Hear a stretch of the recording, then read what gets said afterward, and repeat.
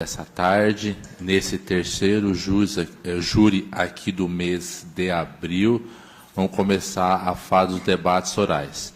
Sempre agradecendo a presença dos seus jurados, público aqui presentes, doutores advogados de acusação, defesa, e bem como o público que está nos assistindo, mas nessa transmissão pelo canal Júris em Três Lagoas.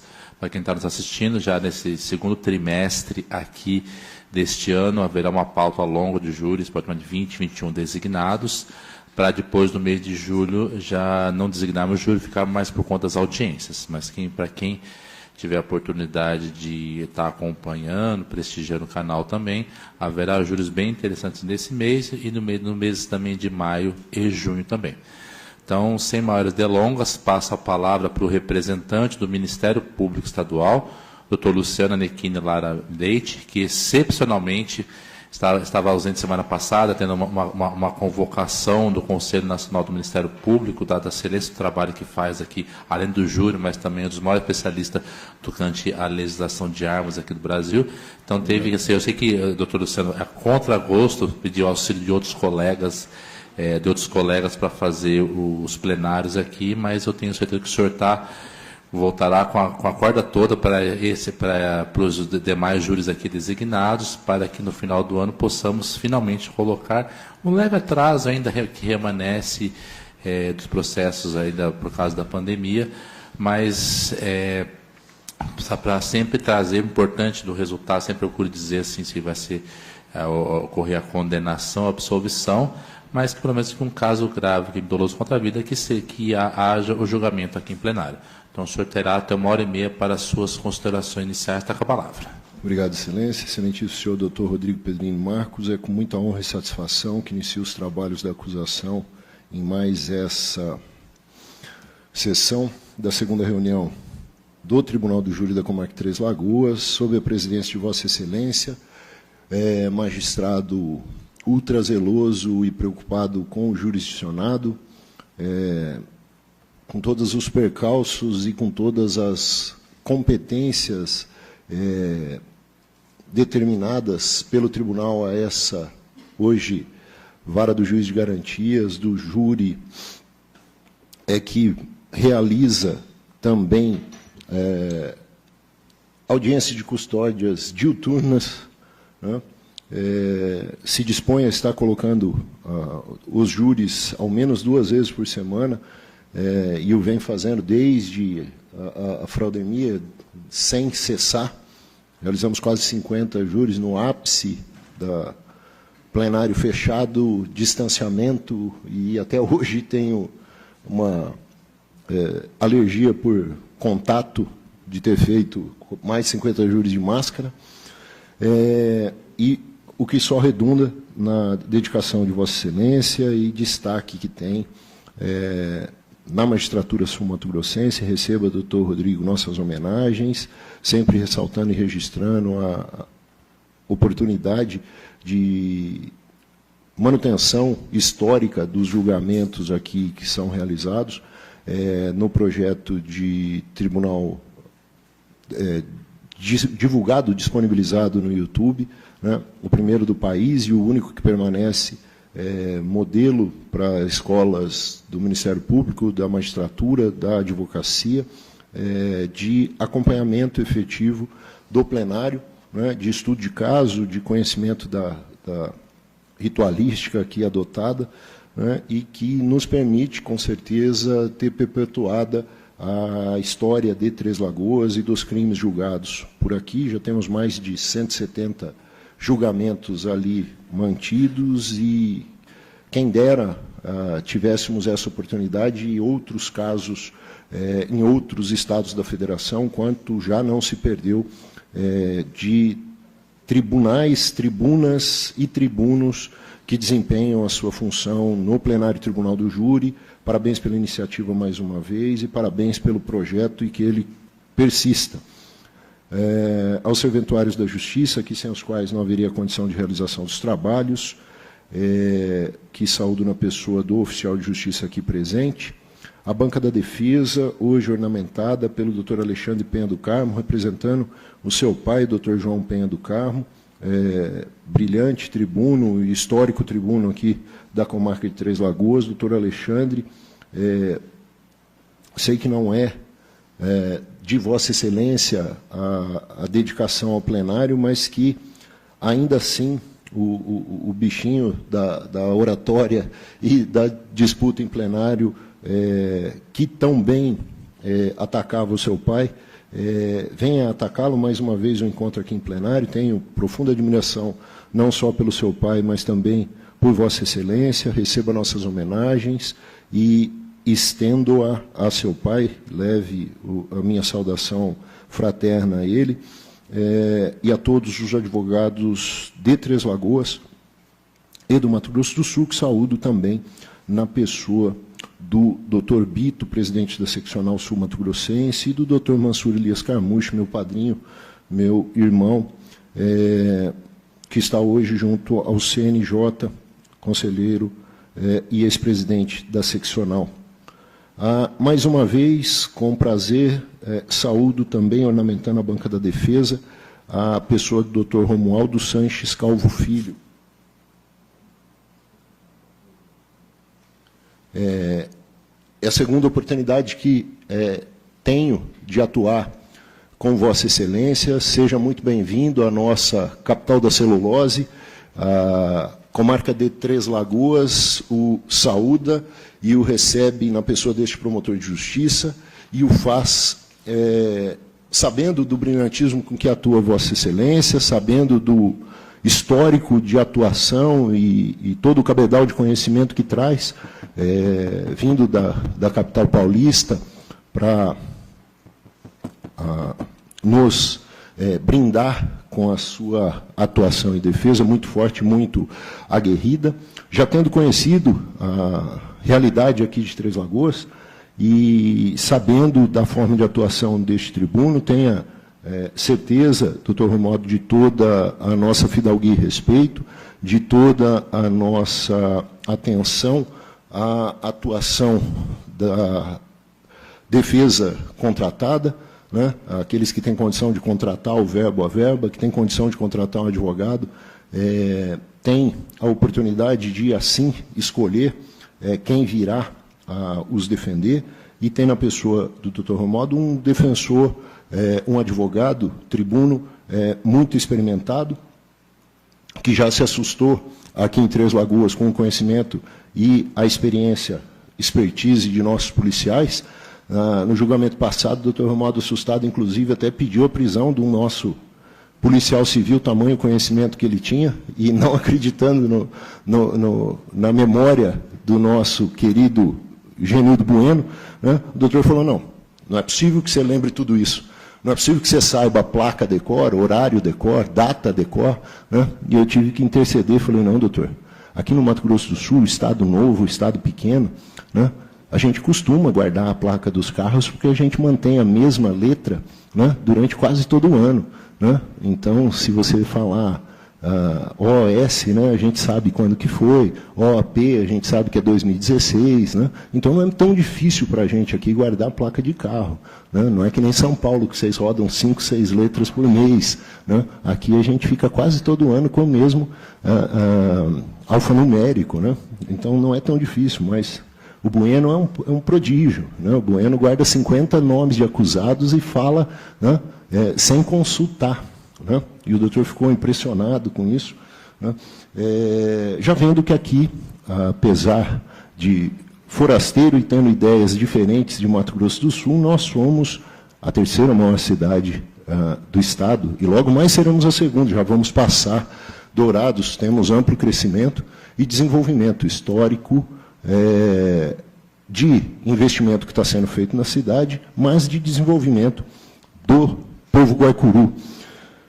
Doutor Romualdo Sanches Calvo Filho, receba, então, as nossas homenagens extensíveis a todos os advogados. Eu, que esses dias encontrei, doutor, o tempo que pagava lá quando estava na PUC de São Paulo, e advogando no estado de São Paulo, a ASP, né? Achei uns comprovantes, uns boletos de pagamento da Associação dos Advogados Paulistas para matar a minha saudade. E a estagiária que saúdo também, que está ali acompanhando, a Bruna Stephanie de Almeida Andrade, receba também nossas homenagens, que o plenário de hoje sirva para despertar vocações.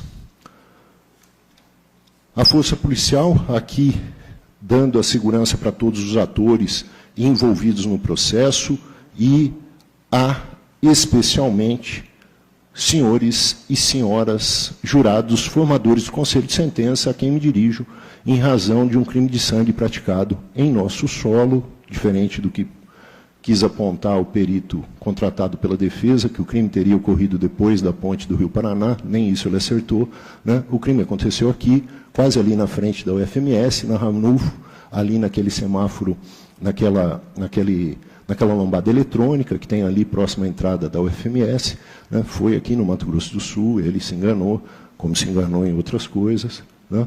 E ele é um crime que não tem muita complexidade para nós fazermos o julgamento hoje, porque não é diferente de outros casos que o acusado venha negar a prática do crime. Normalmente, quando ele não é preso em flagrante, normalmente, quando ele não é pego logo após o cometimento do delito, né, quando ele consegue fugir, como o acusado fugiu, quando ele consegue ter tempo para bolar uma estratégia melhor, a primeira opção é sempre negar, né?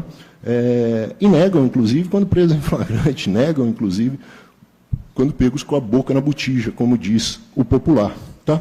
E isso é direito dele. Tá? Ele pode negar, ele pode falar o que ele quiser, né? Ele pode ficar em silêncio, e isso não ser interpretado contra ele, né? Mas nós apontamos aqui, pelas testemunhas, pelos depoimentos que foram colocados, que ele mente. Tá? Mas ele não está aqui acusado de ser mentiroso. Ele está aqui acusado de ter tentado matar uma pessoa que se relacionou com a sua ex-mulher. Simples assim. Porque a ERB mostra que ele estava no local, ou ERB, que foi utilizado, o ERB, que foi lido várias vezes ali, é estação rádio-base. As estações rádio-base nada mais são do que as antenas de telefone. Tá? A gente consegue uma série de informações baseados na utilização das antenas. Qualquer ligação que você faça com o seu aparelho celular, imediatamente leva ao sinal buscar uma antena de celular. Se você estiver conectado a um Wi-Fi, a rede de dados está no Wi-Fi, mas o seu telefone continua buscando o sinal da antena mais próxima. Diferentemente de São Paulo, de outras capitais e de outros locais, aqui no Mato Grosso do Sul, hoje, ainda a gente tem poucas antenas de celular. E qualquer Três Lagoense sabe da dificuldade que está o sinal aqui na cidade. Né? A gente está tendo uma série de problemas, uma série de intercorrências com relação ao sinal da telefonia celular, né? Porque nós temos muito poucas antenas, nós temos alguns sinais de sombra, né? E nós temos, com essa pouca instalação de antenas, inclusive por questões ambientais, e a legislação estadual aqui é bastante rígida com relação a isso, né? Nós temos uma facilidade maior de estabelecimento de contatos dos telefones. Porque quando há cidades maiores em que há várias antenas, tá, o sinal é buscado em várias antenas. E a gente tem uma dificuldade maior de estabelecimento de triangulação, inclusive, né, porque ele pode buscar qualquer uma das que estão disponíveis. Aqui as nossas são poucas. Então fica muito mais fácil da gente estabelecer qual foi a antena utilizada. Isso aqui vai ser destacado para Vossas Excelências simplesmente como um complemento, porque não é isso que determina a autoria. Não é isso apenas que fez com que o Ministério Público promovesse a acusação contra ele. Já se sabia que era ele antes de mexer em celular. Já se sabia que era ele porque, imediatamente ao crime praticado, a irmã dele correu na vítima falando, vaza, porque os parentes da vítima podem vir atrás de você, como vão vir atrás da nossa família. Ela falou, mas eu não fiz nada, por que eles viriam atrás de mim? Eu não vou correr. Mas ele já tinha corrido. Ele veio falar hoje que realmente recebeu ligações de ameaça. Peraí, se não foi ele foi ameaçado por quê? Então, ali, no momento do crime, no momento do crime, já se sabia do envolvimento dele. Por quê? Ciúmes da ex, por ele ter tomado conhecimento que ela teria se relacionado com a vítima durante as indas e vindas da relação. Ela disse para a vítima que ela era casada, mas estava separada no momento. Era uma das indas e vindas. Ela o acusa de tê-la traído várias vezes. O relacionamento deles era conturbado. Mas ele queria voltar, ele estava ameaçando para voltar, e ele não aceitou quando ela não voltou. Ao não aceitar, a última ligação que foi feita, vejam só, e eu falei para ele, eu sei quanto durou a ligação, 27 minutos, está no seu extrato. A ligação durou 27 minutos. Ela disse, ele insistiu e disse que era a última vez que ele ia procurar. No dia seguinte, ele tenta matar a pessoa com quem ela se relacionou. Coincidência? Tem alguma coisa a ver com a Hebe? Tem alguma coisa a ver com o celular, com a estação Rádio Base, ou o que for? Não, tem a ver com o ciúme doentio dele. Não, tem a ver com ele não aceitar o fim da relação. Não, isso tem a ver com a ameaça que ele já vinha promovendo contra ela e que ele ensejou no dia anterior, na última ligação. Não, coincidentemente, no dia seguinte ele vai lá e tenta matar a pessoa com quem ela se relacionava e ele não aceitou. A quem ele atribuía o fim da relação. A quem ele atribuía que ela estava se relacionando e, por isso, não aceitava voltar com ele. Permite uma parte, doutor? Quantos o senhor quiser, doutor? Onde está o teor dessa ligação, doutor? Ô, doutor, vamos lá. Já vamos começar assim, doutor? No primeiro minuto? Quem falou que tem teor da ligação? Não, onde está o teor da ligação? Quem falou que tem teor da ligação? Não, o senhor falou agora. Não, quem falou que tem teor da ligação disponível nos autos? Eu disse o depoimento da vítima, da esposa dele que eu li. Eu li, o senhor acompanhou? Sim, ou o senhor estava longe? Não. Eu li o depoimento dela dizendo o teor da ligação. Tá. Ela disse o que falou. Ah, tá, ela disse. Ela. Mas sim, tinha duas pessoas. Quem falou que tem o teor... Doutores, aí se eu começar debate assim, o doutor, a defesa tem que supor esclarecimento. Começar debate, valoração da prova, não é o momento. A acusação está tendo oportunidade de falar com a defesa. Não, comecei a falar e já fui aparteado. A defesa vai ter a oportunidade de rebater todos os argumentos, doutor. Vamos combinar o seguinte, então, doutor. Eu não vou lhe pedir mais nenhuma parte. Todos os apartes. Todos. Doutor, eu tenho 21 anos de carreira, 47 anos de idade. Se eu não tiver deferência a um advogado mais experiente, mais experimentado como o senhor, eu não sou ninguém. Doutor, todos os apartes. O doutor Rodrigo pontuou bem, então não vou mais a parte. Tá, doutor, vamos deixar bem claro, eu não estou proibindo uma parte. Uma parte é esclarecimento, não é para debate paralelo, doutor. Não, sim. Tá bom? Só perguntando se está o teor. Perfeito. Posso responder? Se não for lhe atrapalhar, isso... Não, o senhor não vai me atrapalhar jamais. O aparte é facultativo. Todos, não. O aparte é obrigatório, porque eu já disse para o senhor que eu vou deferi-los todos. Eu sou homem e homem de palavra. Foi perguntado agora pela defesa, onde está o teor da ligação? Eu tenho duas pessoas que falaram. Uma disse qual foi o teor da ligação, o outro mente. Um mente desmentido pelo pai, desmentido pelo tio, desmentido pela irmã e desmentido pela ex-mulher. Eu posso confiar na ex-mulher. Ela veio aqui e disse que ele ficou ameaçando e disse que era a última ligação. E no dia seguinte foi lá e deu 5 tiros na vítima. Doutor, o senhor me permite outra parte? Quantos o senhor quiser, doutor? Ela não esteve aqui. Quando que ela esteve aqui, doutor? Mas quem falou que ela esteve aqui, doutor? O senhor só faz pergunta. O senhor só faz pergunta inconveniente. O senhor pode fazer a parte que foi. O senhor afirmou. Quando que foi que eu disse que ela veio? Agora! Pois não. Doutor, o senhor está voando? O senhor vai ganhar no grito? Doutor, o senhor acha que o senhor vai ganhar no grito, doutor? Eu tenho 500 júris, doutor. O senhor acha que o senhor vai ganhar de mim no grito? Eu tenho mais. Parabéns, o senhor não aprendeu nada com o que o senhor tem. O senhor não aprendeu nada. Não minta para os jurados. Não minta para os jurados. Agora o senhor ela não esteve aqui no fórum. Doutor, volta a gravação e veja que momento que eu disse que ela estava no fórum. Doutor, o senhor está medicado? O senhor falou agora. O senhor está medicado, doutor? Não, o senhor está com falácia. Isso Vamos lá. não se admite. Tudo bem. Os jurados querem a verdade, Certo. não a sua justiça. Doutor, O senhor veio de São Paulo aqui para esse joguinho, doutor? O senhor também é de São Paulo. Não, eu sou há 21 anos sul-mato-grossense. Não venha. Sul-mato-grossense de criação. Doutores, Com título de sul-mato-grossense. doutores, só um minutinho aqui. Tá bom? Eu sou como juiz, só um minutinho, doutor. Eu como juiz, eu não estou peça de enfeite aqui. Então, nos termos do Código de Processo Penal, o juiz preside o julgamento. Então, vamos deixar as coisas bem claras. A parte é para esclarecer, não é para debate paralelos, entendeu? Todo mundo vai ter oportunidade, acusação e defesa, doutor. Agora, se já a defesa, porventura, entende alguns pontos não esclarecidos, doutor Romualdo, o senhor vai ter oportunidade de expor para os jurados. Tal qual a acusação também, como já não permite para esse mesmo promotor que ficasse, porventura, a partindo para atrapalhar a exposição. Volto a dizer, divergência sobre o conteúdo de valoração de prova não é matéria de aparte. É o enfoque que a acusação e que a defesa vão passar para os senhores jurados.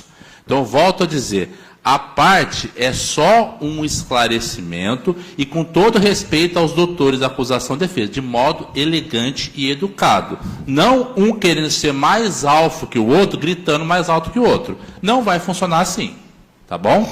Se posso dizer, os doutores aqui querem fazer a contagem do júri, eu tenho 11 anos de júri aqui, sou o terceiro mais tempo atuo no júri, estou com 350 júris. Mas não vou desdiversar 1 milímetro daquilo que dispõe do Código de Processo Penal, que o compete ao juiz presidir o júri e, se necessário, exercer o poder de polícia. Por conseguinte, não estou manietando nem sequer o trabalho da acusação e tampouco sequer o trabalho da defesa, que aqui tem a plenitude da defesa.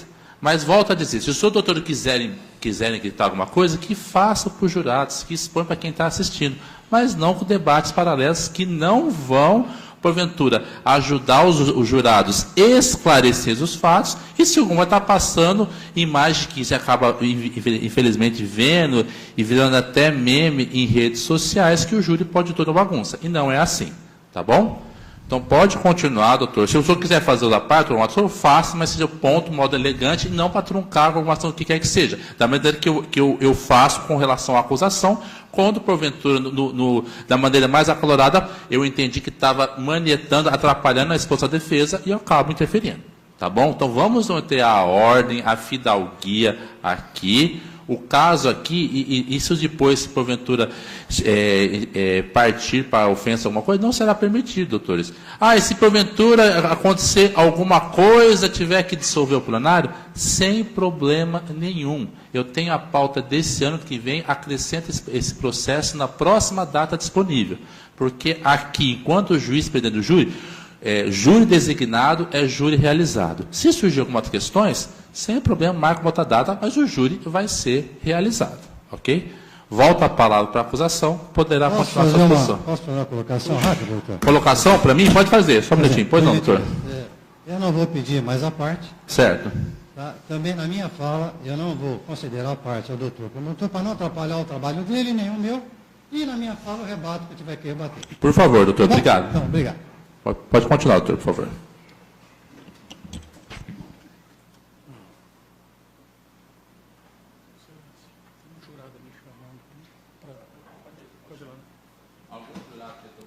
Uma água, café? Tá. Pode lá o oficial pegar o telefone, por favor? Só fazer uma pausa. Pode pegar lá. Só pegar, por favor, o telefone. Aí a senhora passa o telefone que que tem que ser avisado para buscar seu filho na escola, tá bom? Senhor jurado, quem quiser tomar uma água, uma coisa. Volta, se tiver muito frio aí, levante a mão que aí depois nós regularemos o ar-condicionado. Folha, pode pegar. Tá. Então, só suspender um pouquinho, doutor, pode acrescer esse tempo, até para a jurada depois. Tem algum jurado mais que precisa que seja feita alguma ligação?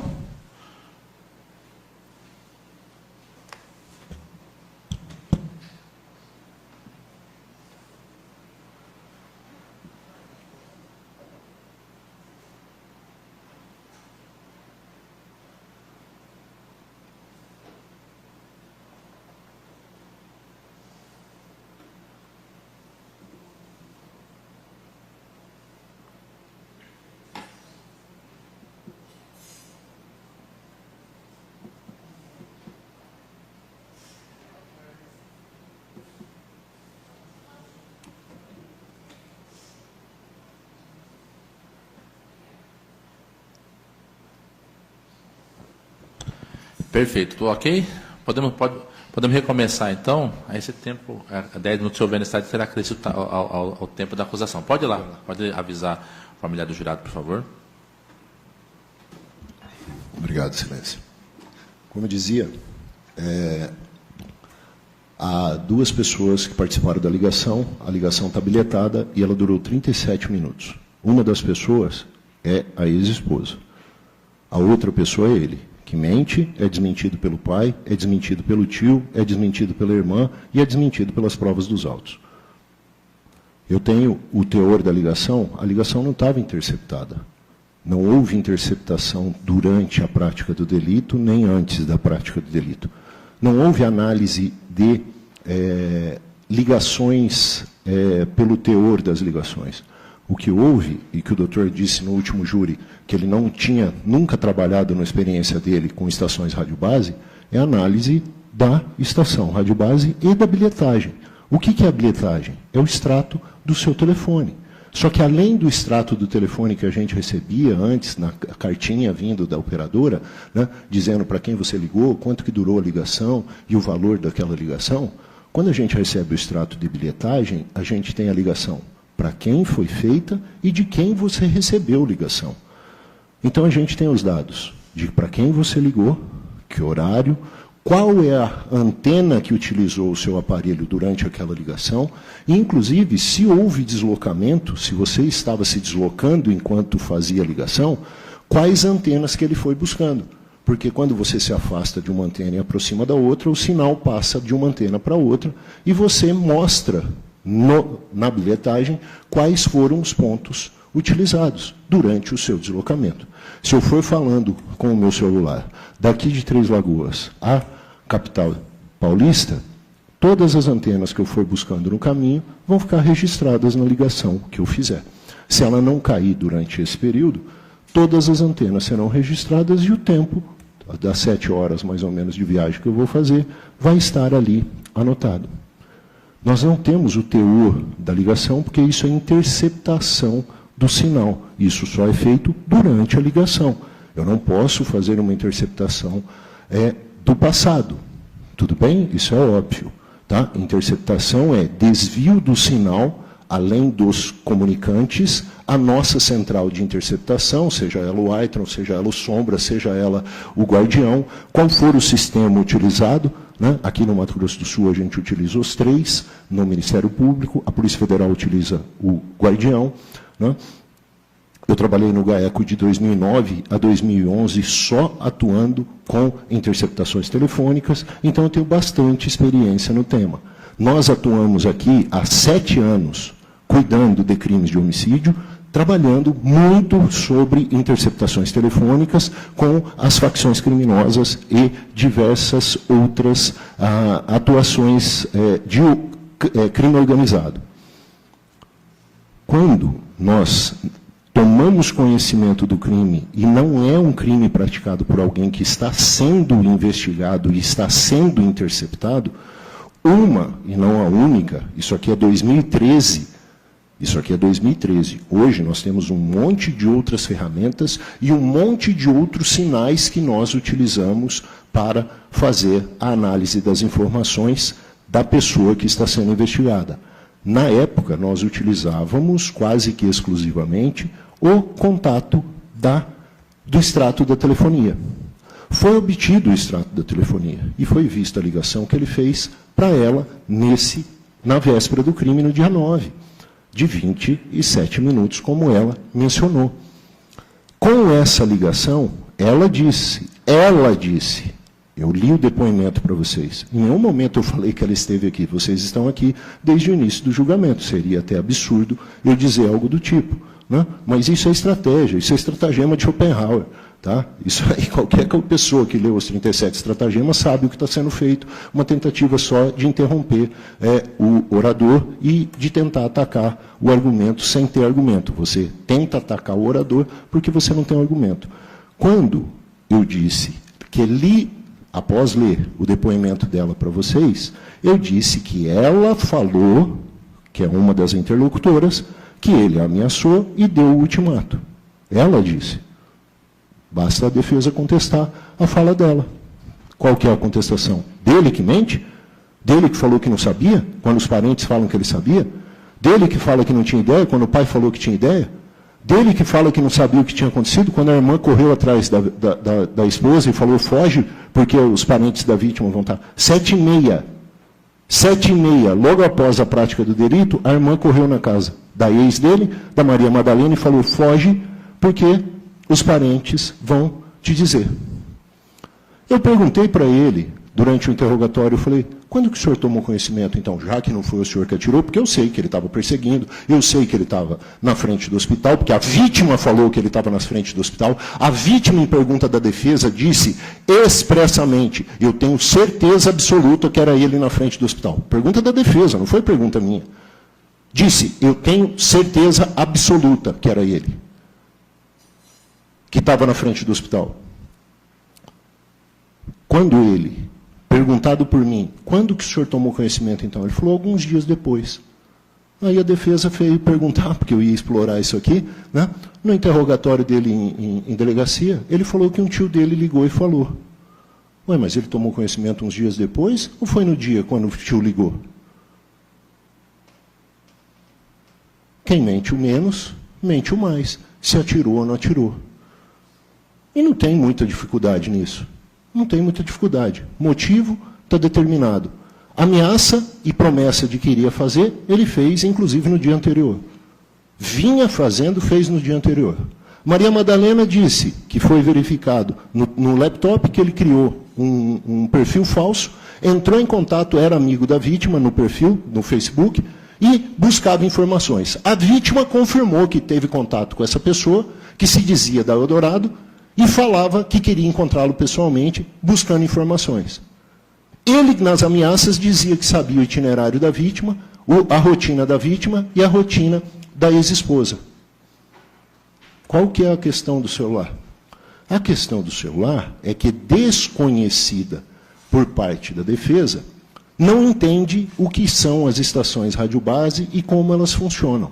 E para tentar diminuir as informações contidas no relatório, peça de informação policial realizada pelos investigadores, buscou um perito, que não é perito, que não tem perícia no tema e que não sabe o que fala.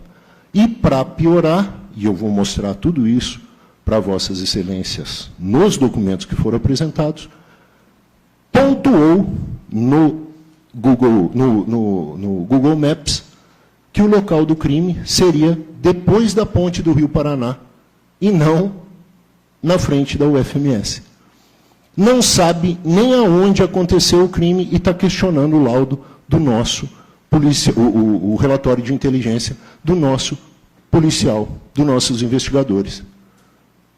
Nunca teve em Três Lagoas, não se deu ao trabalho de fazer uma consulta correta no Google Maps, deixou que o ponto fosse colocado depois do Rio Paraná, não teve o mínimo discernimento para entender que o ponto estava para lá do Rio Paraná, portanto, em outro estado da federação, super distante do ponto, e fez várias elucubrações a respeito do tanto de tempo que demoraria para sair daquele ponto e chegar na casa do réu. Mas ele não saiu do outro lado da ponte. Ele não saiu do outro estado para vir para cá. Nem isso o cidadão acertou. Mas vamos lá. Então, ele nega e eles trouxeram um parecer técnico-pericial contestando a análise feita no relatório de inteligência. Como se o relatório de inteligência fosse a única prova contra o acusado. A vítima fala, a folhas 43 e 44, quem quiser acompanhar aí no tablet, a folhas 43 e 44, a vítima diz expressamente. Eu normalmente uso aqui o Datashow, hoje eu optei por não fazer, tá? Mas vou fazer a leitura aqui para os senhores e para as senhoras. Folhas 43 e 44, a vítima diz: Rogério, ouvido no dia 20 de janeiro de 2014, lá na delegacia, presente o Dr. Tiago Passos, então delegado do 1º DP, enquanto estava internado, no tratamento intensivo, soube por meio de sua namorada, Joyce, que o autor dos disparos teria sido o marido da pessoa de nome Maria Madalena. Ele falou que foi casado por 13 anos. O marido da Madalena era ele. Ele tinha se relacionado com a Madalena. Por ciúmes, acabou tendo um caso amoroso no início do mês de novembro, na terceira linha aqui, folhas 44, acabou tendo um caso amoroso com a pessoa de nome Madalena, técnica de enfermagem que trabalhava no mesmo hospital. Acabou saindo com ela por 2 oportunidades, no final de outubro do ano passado e no início de novembro do mesmo ano. Sabia que ela era casada, mas ela afirmava que estava separada. A vítima tomou conhecimento, não é pela estação rádio base utilizada por ele. A gente ainda não tinha pegado a bilhetagem. A vítima tomou conhecimento na UTI. A namorada já trouxe a informação para ele. O ex-companheiro, a ex-companheira diz das ameaças. Vejam só, folhas 68. A Maria Madalena, quando for ouvida, deixa eu ver aqui, que o meu está meio fora de ordem. O Rogério está folha 68 ainda. Ele fala aqui só para completar aqui ainda da vítima, né? O Rogério, a folha 68, ele diz: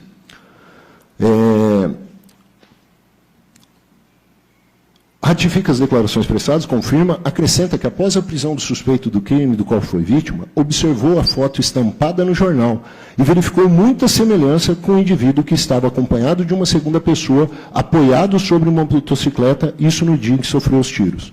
Vejam só, ele foi na delegacia tendo visto a foto divulgada nos nossos jornais. Quando saiu a foto, ele falou, o cara é muito parecido, a compleição física é muito próxima do cara que estava quando eu saí do hospital. Estampada no jornal. Ambos usavam capacete, um deles estava sentado sobre a nota. A pessoa que estava de pé apoiada sobre a moto é muito semelhante à foto da imprensa. Nessa oportunidade, observou pelo vidro de uma sala uma pessoa presa e a qual é idêntica àquela que viu apoiado na moto. Como é que foi feita a identificação? Como que foi feita a identificação? Na delegacia tem uma sala de identificação, tem uma porta com uma janelinha de vidro, a pessoa é colocada lá dentro, ele estava do lado de fora. O que fizeram para a identificação? Ele já tinha visto a foto, ele já tinha visto a imagem do acusado na imprensa, e o que chamou a atenção dele é que era, sim, parecido com a pessoa que ele teria visto. Colocaram de capacete, ele ainda falou, de capacete com a viseira fechada. Não só de capacete. Capacete com a viseira fechada. Reconheceu a complexão física e a cor de Breno Andrade Cardoso, como sendo a pessoa que viu na data que sofreu o atentado. Embora a pessoa estivesse de capacete, era possível ver parte de seu rosto e reconhecer essa pessoa sem dúvida nessa oportunidade, o que faz com e sem capacete. Ele viu com e entrou com a viseira fechada, que eles colocaram, e sem. Não foi reconhecimento fotográfico na delegacia, que a gente apresenta o laudo, um auto fotográfico, tem 6 fotos, 10 fotos, quantas fotos couberem ali no computador, e a pessoa escolhe. Não foi feito isso. Não foi feito o reconhecimento colocando 3, 4 pessoas parecidas ali para ver quem que era. Não.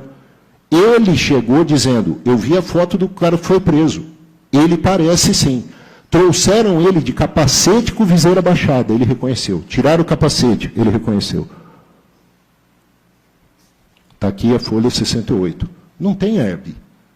Não é questão da herb, não é questão do celular. A vítima o reconheceu. Vou passar o depoimento da vítima mais um pedacinho para vocês.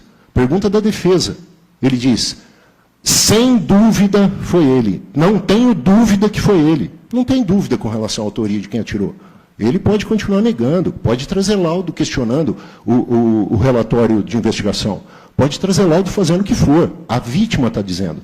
A ex-companheira dele está dizendo. Está aqui no depoimento que foi lido para Vossas Excelências. Vocês ouviram o depoimento que eu passei aqui? Pedido da defesa e pedido meu. A vítima disse que foi ele. A vítima disse que reconheceu ele.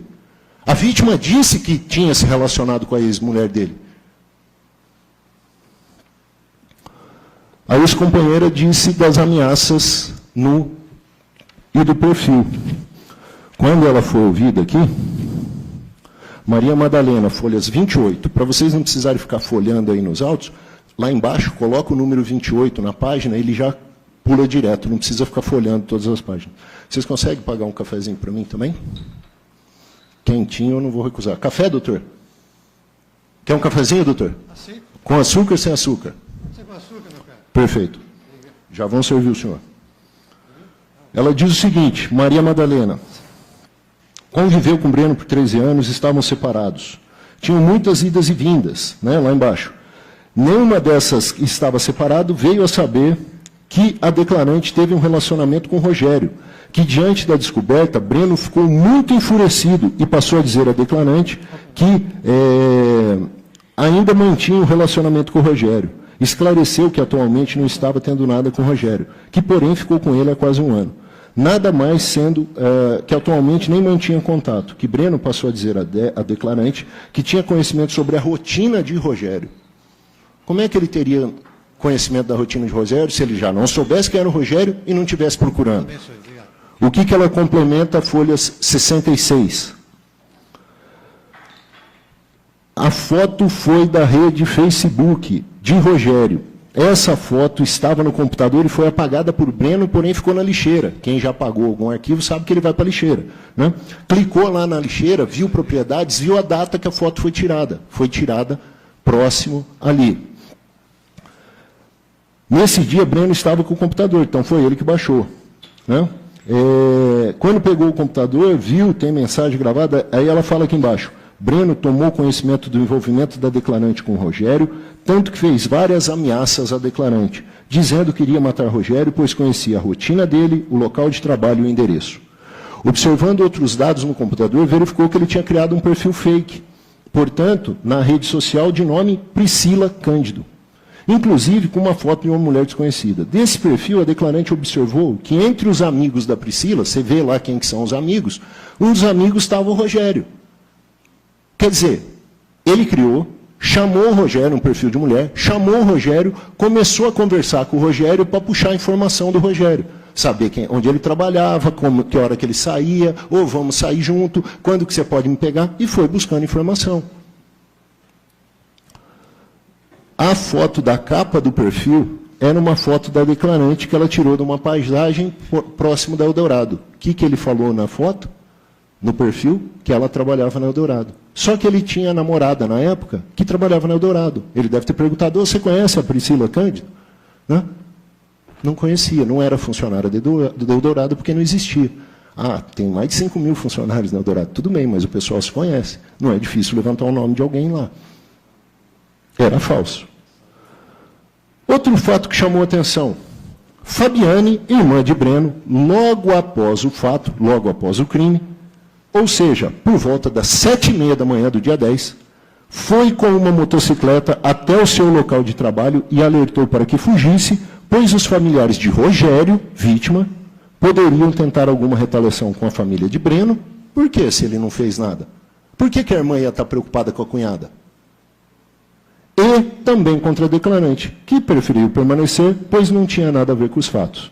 É claro que até a família de Breno sabia que foi ele o autor dos disparos, conclui a Maria Madalena. A declarante tem muito medo de Breno, pois ele acabou cumprindo as ameaças contra Rogério e tem medo que ele cumpra as ameaças que fez contra a declarante também. Ela fala aqui na ligação anterior, ele disse, ontem, dia 9/12, antes do crime, Breno, mais uma vez, ligou para a declarante pedindo para a mesma voltar e conviver com ele, sustentando que seria a última ligação que pediria a declarante tal coisa, que a declarante novamente recusou-se a voltar com Breno e desligou o telefone. Né? Que na data de 10/12, logo pela manhã, tomou conhecimento que Rogério foi alvejado por vários disparos e está hospitalizado, que após tais fatos, Breno não mais ligou para a declarante. A declarante atualmente não sabe de seu paradeiro.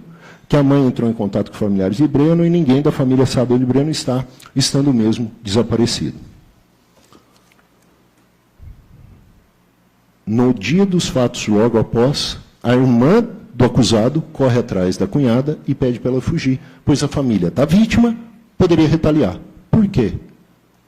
Porque foi ele o autor dos disparos. Não tem por que ter outra retaliação. Ela tinha ouvido dele ameaça no dia anterior, numa ligação que durou longos minutos. Não tem nada com Herb até agora. Não tem preocupação com o telefone até agora. A questão é, isso aqui está demonstrado pela prova testemunhal, pelas circunstâncias do fato, mas ele nega, doutor. E ele está negando desde então. Por que ele fugiu? Por que ele fugiu? Largou o carro lá e caiu na quiçaça. Depoimento do pai. O que o pai dele diz? Folhas 33. Senhor José Antônio. O filho tem um relacionamento amoroso com Maria Madalena, com a qual convive por cerca de 13 anos, tendo com a mesma 2 filhos, que Breno e Maria Madalena viviam se separando, sendo que a última separação ocorreu há cerca de 45 dias. Maria disse ao Breno, na presença do declarante, que não estava feliz. Que Breno não aceitava o fim do relacionamento, ficou transtornado, informando que o Breno quase não ficava no trabalho, pois saía e voltava a todo momento. Esse é o comportamento que ele declarou aqui? Por isso que ele falou o que aconteceu? Não, eu não estava indo atrás, não tinha nada. A gente ligava, conversava, mas não tinha nada. É o pai. Aí eu apertei e falei, cara, mas teu pai está falando para você que você não falou isso. Ah, meu pai é analfabeto. E tá, e o que tem a ver o pai ser analfabeto? Com o fato dele ter presenciado isso e está depondo dessa maneira contra você. Ah, o meu pai é mentiroso. Então tá bom. Que por várias vezes Breno foi atrás de Maria para tentar a reconciliação. Não é ligar, foi atrás. Que a situação piorou, pois Breno veio a descobrir que Maria, em uma das separações que tiveram, acabou se relacionando com um rapaz que é enfermeiro e trabalha no Hospital Auxiliadora. O Rogério. Olha aqui, o pai falando que piorou quando ele ficou sabendo, que foi exatamente o que a Maria falou. Só ele não mente. O pai mente, a Maria mente, a irmã mente, todo mundo mente. Os policiais que investigaram mentem, só ele não mente. Vejam só que coincidência. Que o declarante tentava dar conselhos a Breno, pedindo que o mesmo colocasse a cabeça no lugar, esquecer a Maria e tocar sua vida. Mas Breno não queria ouvir ninguém e se irritava com os conselhos. Que Breno não chegou a comentar ao declarante que pretendia maltratar o rapaz que havia se relacionado com a Maria. Que o declarante não sabe se Breno possui arma de fogo. Que na data de hoje, 10/12, Breno deixou o seu veículo estacionado próximo ao seu local de trabalho. Detalhe, local este onde também trabalha o declarante, quer dizer, o pai dele trabalhava lá e desapareceu. O pai falou que ele largou o carro lá e sumiu. Ele trabalhava junto com o pai e era próximo ao local de trabalho. O pai não sabia que ele tinha ido para o chácara, para o sítio, para onde foi. Fugiu. Fugiu.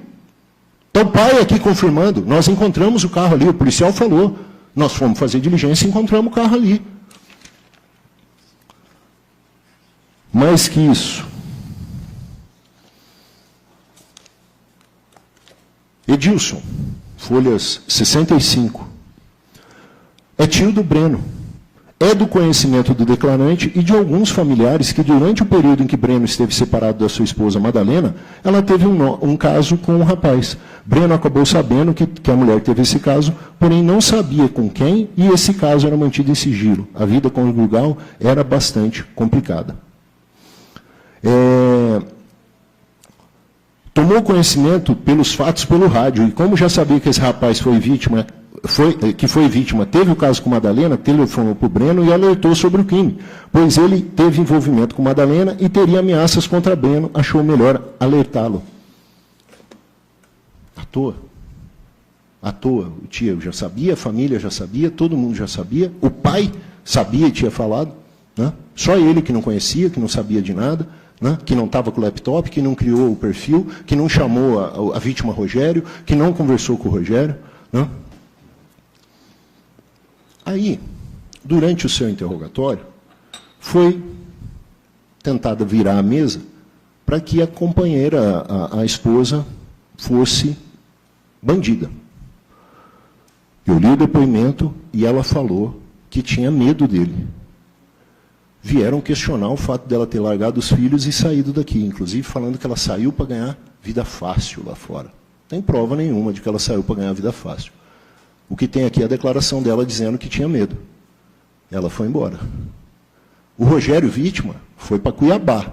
Ele voltou agora em abril do ano passado. Ele tinha ficado desde que saiu em Cuiabá. Vazou. A vítima, a ex-companheira, saiu do país e largou os filhos. E é porque ela quis ganhar vida fácil, não é porque ela estava com medo. O Rogério não atendeu o filho dele, não, só ficou sabendo do atendimento. Comentou com ele para quebrar o gelo. Imagina o desespero do Rogério ao dar de cara com ele ali no hospital. Ele que estava dentro do hospital. Mas puxou o papo e falou, inclusive, teu filho esteve aqui. Não falou que cuidou, porque não foi ele que cuidou. Mas a questão é, com tudo isso, com todas essas informações, nós tivemos acesso à bilhetagem, que é o extrato do celular, o extrato das ligações por ele realizadas e por ele recebida. Extrato direto e o extrato reverso. Onde está isso? No relatório realizado de inteligência feito pelos policiais. Faço uma homenagem, como faço em todos os júris, aos policiais, tanto da Polícia Militar quanto da Polícia Civil, aqui do estado de Mato Grosso do Sul. Em especial ao nosso setor de inteligência. Quando eu trabalhava no GAECO, 2009 a 2011, nós já tínhamos disponível lá um equipamento que se chama I2. O I2 é um equipamento que cruza informações de inteligência, sejam elas quais forem, cria referências, localiza referências, era como se fosse uma inteligência artificial primordial, né, nos primórdios de cruzamento de informação, em que a gente alimenta, por exemplo, um extrato desse de telefones, e a gente pede para que ele busque referências. O próprio aplicativo cruza todas essas informações, verifica as referências e cria a teia. Quem se relacionou com quem, que horário que foi a ligação, e ele dá várias formas de pesquisa. Então, além dele mapear essas informações todas para a gente, ele já dá fórmulas de pesquisar. O GAECO de Mato Grosso do Sul tinha isso disponível em 2009, quando eu estava lá.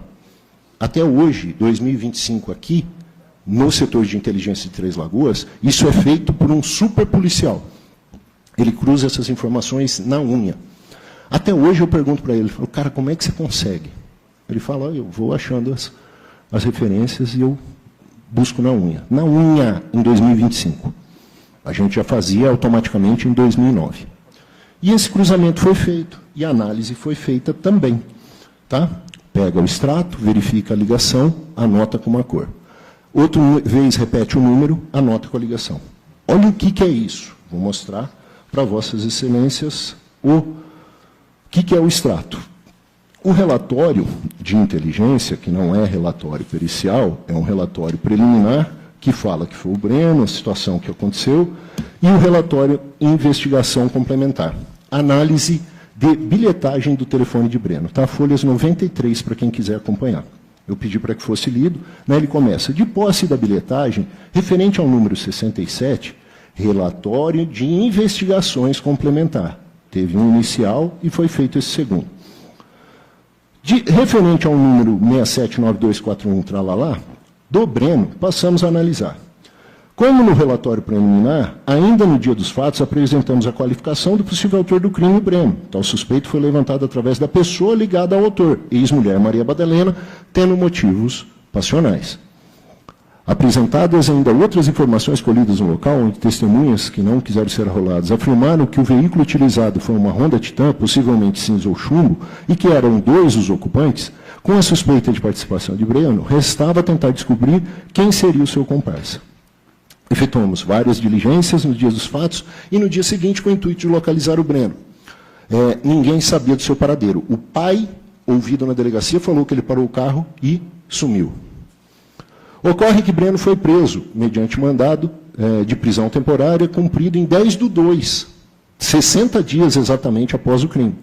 Quando seu interrogatório, ele fez várias afirmações sabidamente falsas, tentando se esquivar. Afirma que não conhecia a vítima, Rogério. Nós já mostramos que ele conhecia, ele ameaçava, inclusive, a companheira em razão disso. E o pai falou que ele ficou mais agressivo quando tomou conhecimento desse caso do Rogério. negou ter feito ameaças contra Rogério, bem contra Maria Madalena, sua ex-esposa, que inclusive registrou um boletim de ocorrência contra ele. Que no dia do crime, pouco antes das 7 horas, quando chegava no seu local de trabalho, ele recebeu uma ligação do seu tio Edilson, lhe informando sobre o atentado contra um enfermeiro chamado Rogério, que era para ele ir para casa. O que ele fez? Fugiu. Que todo esse tempo, ou seja, 2 meses, esteve em um sítio de propriedade. Que foi no sítio por volta das 7 da manhã do dia 10, contando com o auxílio de seu pai, tendo deixado seu carro Toyota Corolla estacionado de frente ao local de trabalho. Vejamos, a bilhetagem traz o registro das ligações recebidas e efetuadas da linha do Breno, compreendidos entre o dia 1º e o dia 20. Nós analisamos esses 20 dias porque o crime se deu no dia 10. A gente pega um pouquinho antes, um pouco depois, para ver o que tem de diferente.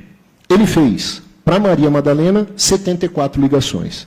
Para Fabiane, sua irmã, 22 ligações. Para o Eduardo, o suspeito, eu, até agora, acho que o Eduardo é que estava pilotando a moto. Ele foi preso com uma arma, exatamente uma arma, como a utilizada no crime. Não houve possibilidade de fazer confronto balístico, porque um dos projéteis que ele deixou na vítima, retirado lá em Araçatuba, sumiu. O outro não pode ser retirado sob risco de vida da vítima. O outro desintegrou, né?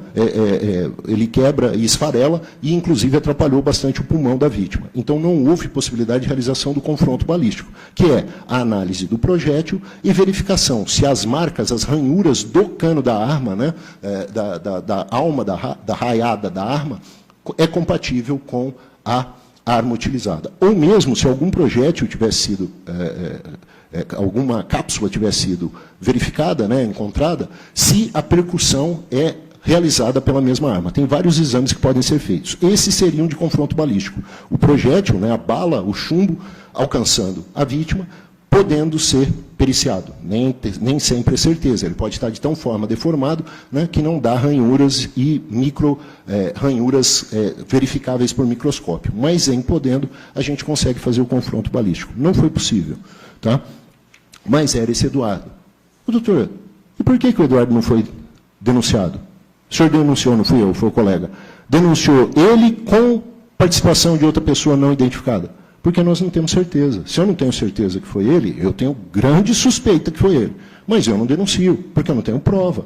Eu não consegui comprovar. Eu tenho quase certeza não serve. Certeza eu tenho de quem atirou. Foi ele que atirou, por isso que ele foi denunciado. E o outro? O outro eu não consegui fechar. Tá? E o Ranulfo da Silva, que não conseguimos apurar qual era o relacionamento, 8 ligações.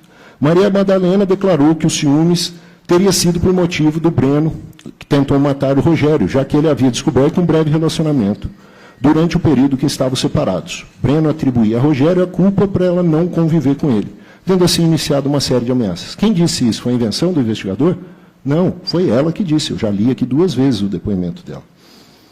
Maria Madalena trouxe ainda informação que Breno teria criado um perfil falso no Facebook, se passando por mulher, com isso se aproximar de Rogério, conseguindo informações sobre a sua rotina, que hora que ele saiu do hospital, que ele morava em Andradina, que ele seguia para Andradina logo que ele terminava o plantão, saiu às 6 horas, e foi o momento que pegaram ele ali.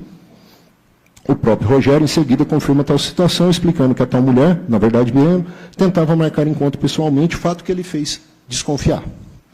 Breno, em seu depoimento, nega conhecer Rogério, fato que é sabidamente inverídico, já que, além de Madalena, o próprio pai de Breno afirmou que, ainda no dia do crime, confirma que seu filho sabia que Rogério, qual profissão ele tinha e onde ele trabalhava. Além disso, Breno informou sobre o atentado contra Rogério através de seu tio Edilson, que teria ligado para ele informando sobre tal fato, usando o celular e tal. Fato inverídico, já que analisado o extrato, não há qualquer ligação. Há ligação no outro telefone. Verificamos no extrato telefônico de Breno várias ligações entre ele e Maria Madalena. Notadamente, o último contato entre eles ocorreu no dia 9, véspera do crime, às 16h24. Conversa com duração de aproximadamente 27 minutos. A última tentativa de reconciliação, como ela falou, é a última vez. Ele tinha avisado que era a última vez que ele teria ligado. Fabiana, irmã do Breno, conversa com ele. Uma ligação que chama atenção no extrato é que logo depois do fato ocorrido às 6h30, Breno liga para Fabiana, às 6h59, sendo que estava numa herb que atende o local do crime, ou seja, a herb localizada na rua Alaor Pimenta. Ainda se falaram mais 4 vezes, 7h10, 7h20, 7h38 e 7h43. Breno fala também com sua outra irmã Tatiana, e logo que o fato é consumado às 7h15. Fato que explica o nervosismo dela quando foi procurada e perguntado sobre Rogério.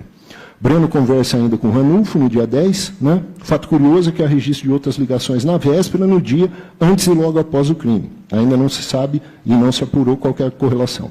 Por último, verificamos que Breno conversa com o telefone pertencente a Eduardo, que ele falou que não conhecia, né, que não sabe quem é Eduardo.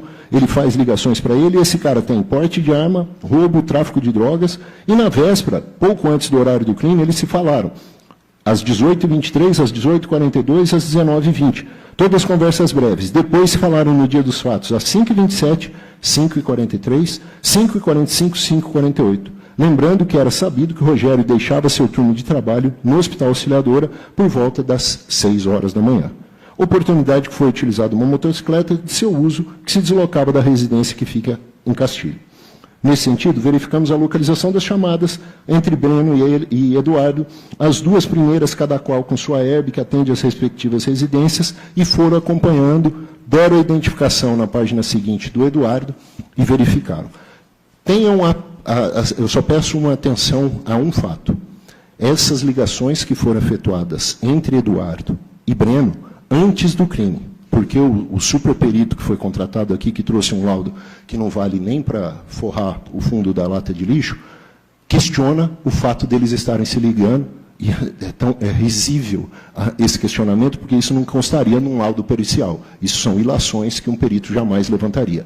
Mas é tão risível que alguém não veja correlação com isso estar acontecendo, que eu já vou colocar para vossas excelências a vergonha alheia. Legenda do extrato que vem em seguida. Número A, quem fez a ligação. Número B, quem fez a ligação. Endereço da ERB, ERB, Estação Rádio Brase, né? De quem liga, RE. Endereço da Estação Rádio Brase, RS, é o endereço de quem estava recebendo a ligação e o tempo que durou a ligação. Em seguida vem o que eu falo que o nosso investigador e os nossos investigadores fazem na unha, que é a análise dessa planilha. Joga num programa de planilha, tenta fazer alguma correlação na unha, tá? E a gente já fazia em 2009 no ITU, tá? E aí vem páginas e páginas das ligações. Tudo bem? Ligações efetuadas, ligações recebidas, em nome de quem que está cadastrada a linha. E ele segue aqui tudo isso para mostrar. Folhas 107. Esquema das ligações entre Breno e Eduardo. Ligações efetuadas na véspera do crime, as ligações se deram 18h23, 18h42, 19h20. Lembrem que ele tinha ligado às 16, última ligação para Madalena, 16 horas, ficou 27 minutos falando que seria a última tentativa.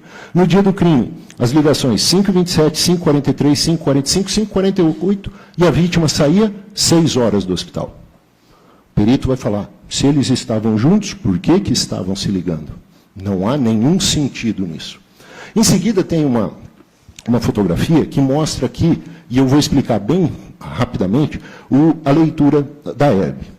A estação Rádio Brase, ela tá demonstrada aqui nessa foto, e ela tem esse círculo que mostra o alcance regular dela. Tá? O alcance padrão dela está aqui, e ela coloca no ponto desse traço que está apontado aqui, marcado para vocês, a base, a antena efetivamente. Então, é aqui, nesse pontinho no centro do círculo, que está a antena. Quando um telefone busca o sinal dessa antena, de onde ele está, é marcado o ângulo dentro do círculo, é o azimute. Tá? Se a gente pensar numa bússola, se a gente pensar numa rosa de graus ali, nós vamos ter o 0, o 360, e a ligação vai estar marcada. Quando que foi? O azimute tal foi a ligação. Nos mostra a posição em relação à antena que o telefone puxou o sinal. Então, se eu tenho uma antena aqui e eu estou nessa casa aqui, se eu fizer a ligação, vai ficar registrado que o azimute utilizado por mim era esse, com relação ao sinal que a antena fornece. Tudo bem? Ele não fala onde eu estou. Ele fala dentro do espectro de alcance da antena a direção em que eu estou. Essa é a análise do azimuth. O ponto, plotagem de ponto, a gente tem por outros meios hoje, não pelo azimuth nem pela leitura da Hebe. Essa informação me dá a relação com relação à antena. É essa informação. E aí, o super perito, que não sabe nada de estação rádio base, fica perguntando, não tem por que querer saber onde mora fulano, não tem por que saber onde mora ciclano, onde trabalha, onde não trabalha.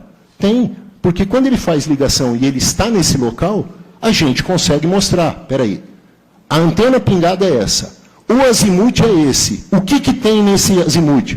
Tem o endereço utilizado por ele. Então, se a ligação veio dali, eu sei onde ele estava.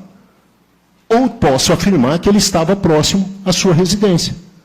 Se eu tenho aqui nesse ponto, para essa antena, um local de trabalho, e se passa uma ligação dessa antena para esse azimuth, eu tenho como dizer que ele estava no local de trabalho ou próximo.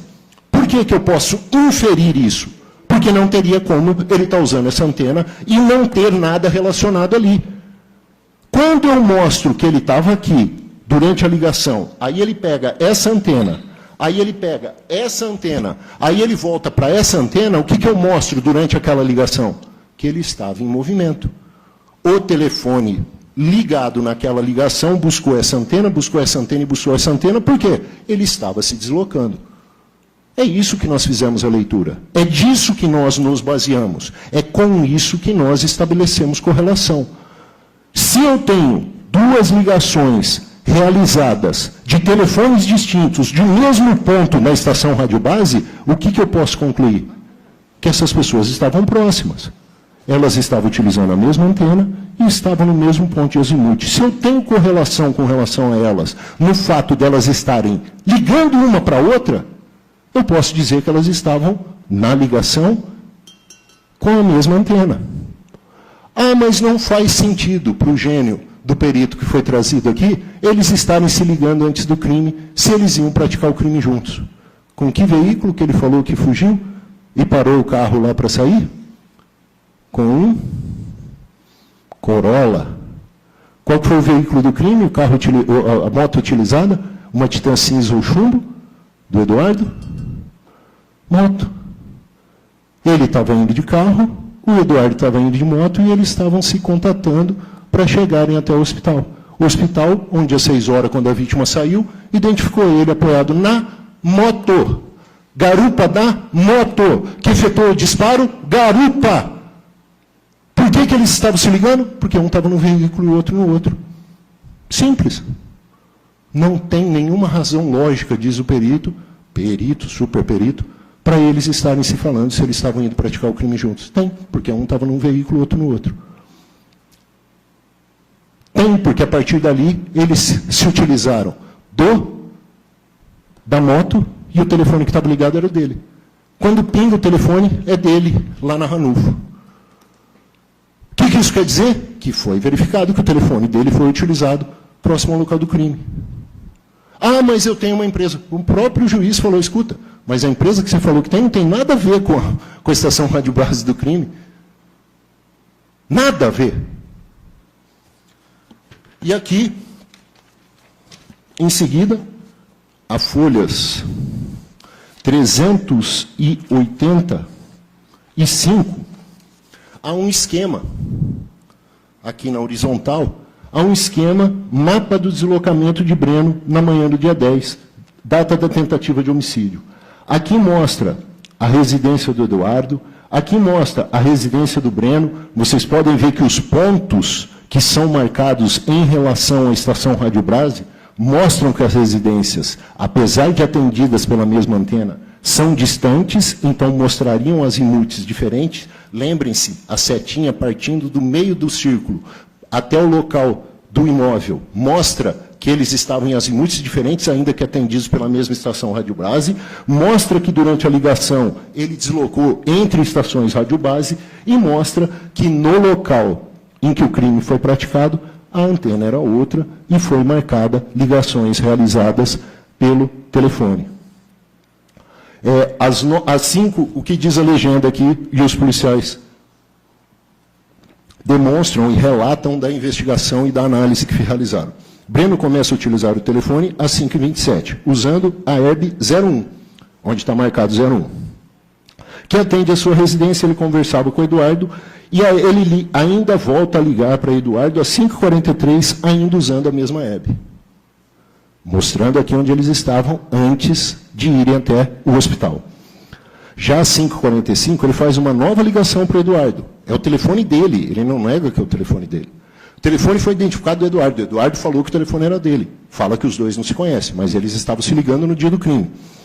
Agora usando a estação Rádio Brasil 2, que atende o Eduardo. O telefone já pingou, dizendo que eles já estavam se deslocando. Ele no Corolla, o Eduardo na casa dele.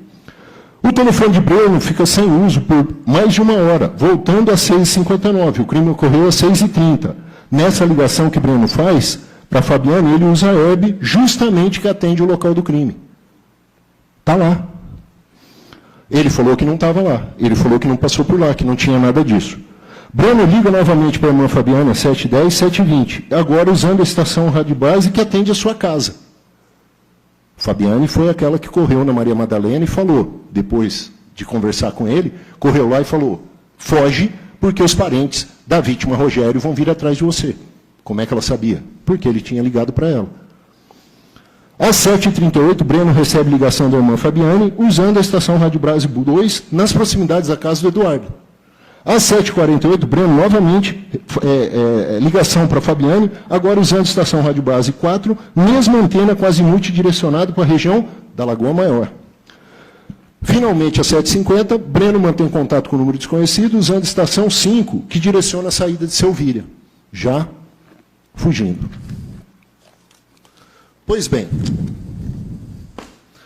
peço a vossas excelências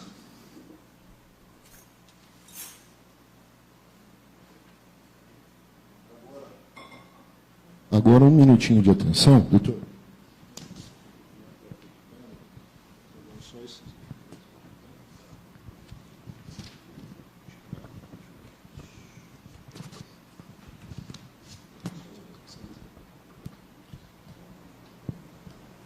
Eu fiz questão de tirar um para cada um.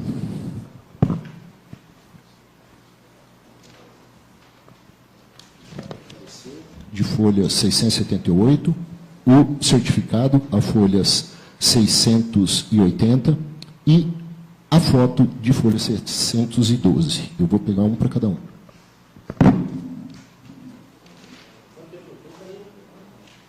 Quanto tempo?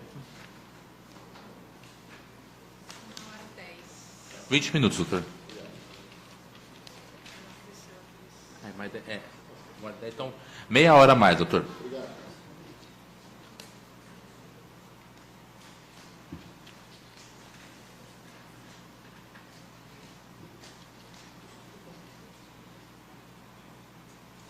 Para esclarecer, o senhor passou para o advogado de defesa e para os senhores jurados é o documento que é esse relatório de inteligência, né? Só para esclarecer. Exato. É a cópia, doutor. Passei para os advogados para verificar o que era.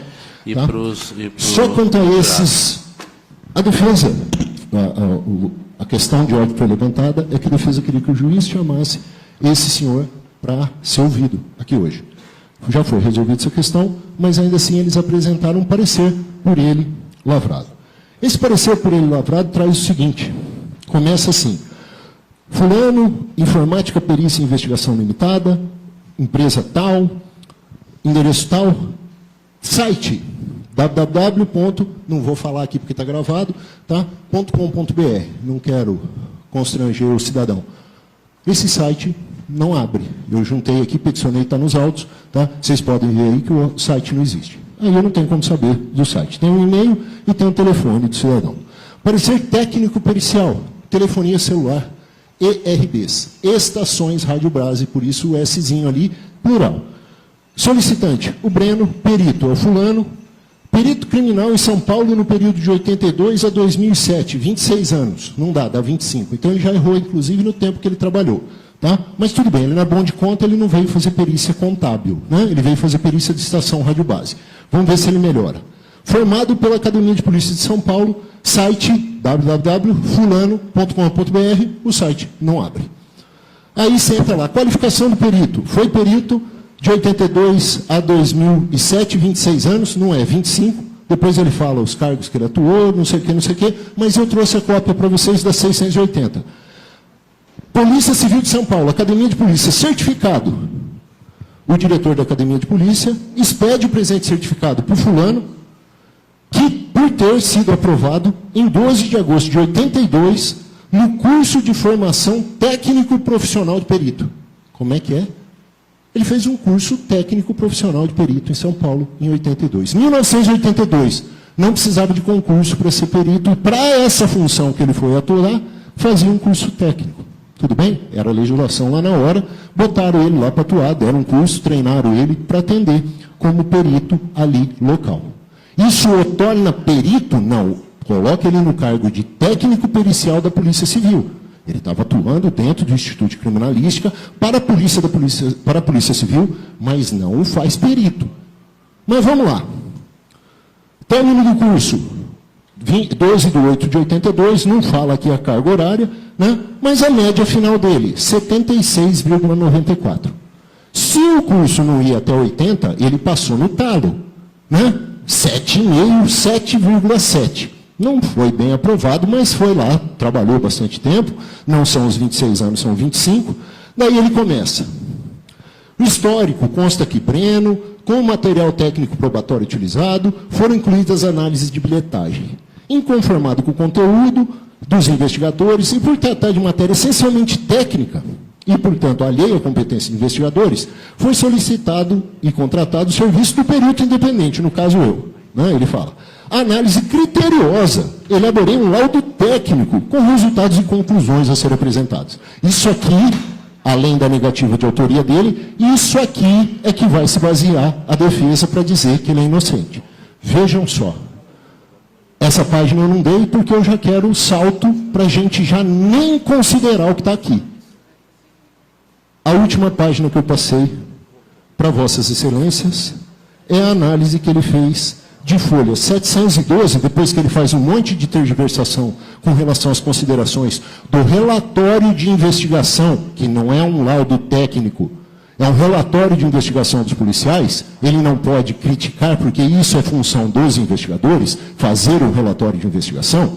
Com o relatório de investigação apresentado, ele criticou, falou, virou e aconteceu, falando que estava tudo errado, só que ele não teve a hombridade de dizer que estava fazendo um laudo indireto, porque ele fala que não teve acesso ao CD com o extrato de bilhetagem. Então, ele fez um laudo sobre o documento que está nos autos e não teve acesso ao autor dos documentos. Ele pegou a cópia, isso é laudo indireto, ele já erra e não é perito nenhum, porque perito nenhum falaria isso.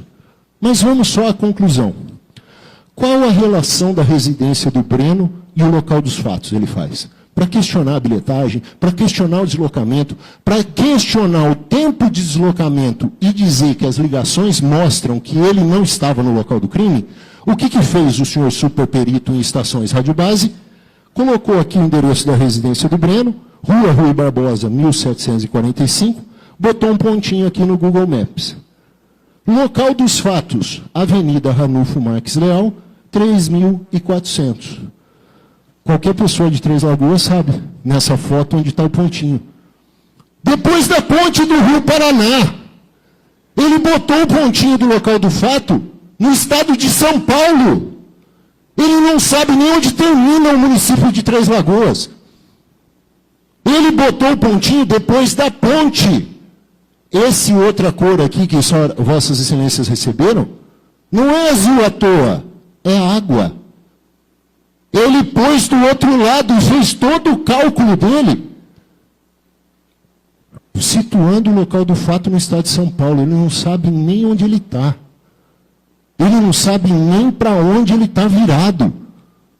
E aí vem fazer um cálculo que o tempo... Lógico que o tempo você botou lá no estado de São Paulo, chefe. Aí ele vem questionar, dizendo que, olha, apesar, na conclusão, reconhecendo o afinco para esclarecer o crime dedicado pelos policiais, ele vem concluir que está tudo errado, que só ele que está certo. Um dos nossos investigadores que fez o relatório de inteligência e faz as análises de herbes nossa aqui, ele é formado em geografia. Análise de mapa, análise de posição cardial, análise de georreferenciamento. Ele é formado em geografia. Ele passou na Polícia Militar com nota 9,44, não é 7,6. Ele passou na Polícia Civil com nota 9,54, não é com 7,6. E ele é formado em geografia. Ele é capacitado em fazer leitura de mapa. E ele jamais colocaria o local do fato, que é na frente da UFMS, da entrada e ali da nossa lombada eletrônica, como sendo do outro lado da ponte no Rio Paraná. Já no estado de São Paulo. Mas não é só aí que erra o laudo. Quem quiser acompanhar agora no laptop, tá? O laudo vem dizendo o seguinte: metodologia. Como metodologia de análise, posicionou-se no mapa fornecido pelo Google Earth os endereços das herbes. Da Claro, apontando no site da Anatel, relacionado com o posicionamento informado pelo solicitante. Que herbes de que ano? A gente fez a avaliação da investigação em 2013. Ele não fala se ele verificou as herbes de 2013 ou as herbes de 2025, porque houve alteração. Ele não fala qual mapa que ele utilizou do Google Earth. Ele não fala se usa o Google Earth gratuito, que é desatualizado, ou o Google Earth pago. Ele não mostra aqui, mas isso ele achou que era metodologia de investigação. A seguir, analisamos as trajetórias prováveis, utilizando as herbas. Peça de exame, aqui que um perito jamais diria o que ele disse.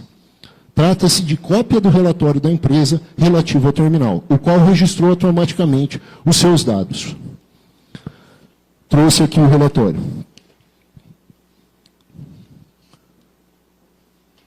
Comentários do relator, ele faz. Consiga inicialmente que o relator não teve acesso direto ao CD-DVD que contém, sem acento, ele é analfabeto, o documento original relatório de bilhetagem da Claro. Ele não sabe português, ele não sabe sobre perícia e ele não sabe sobre relatório.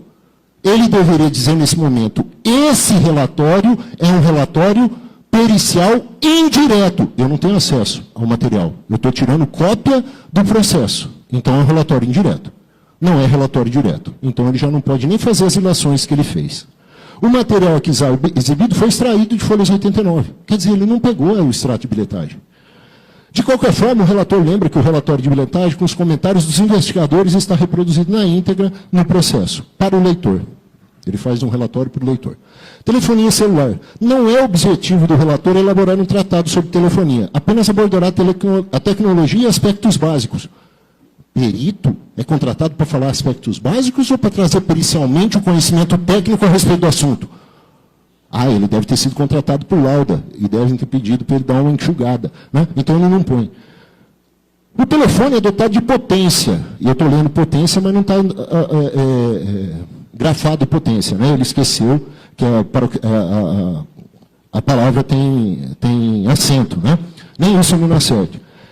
Essa comunicação é visualizada por ERB, estrategicamente posicionadas e mantidas. Nem concordância ele não consegue fazer de plural e singular.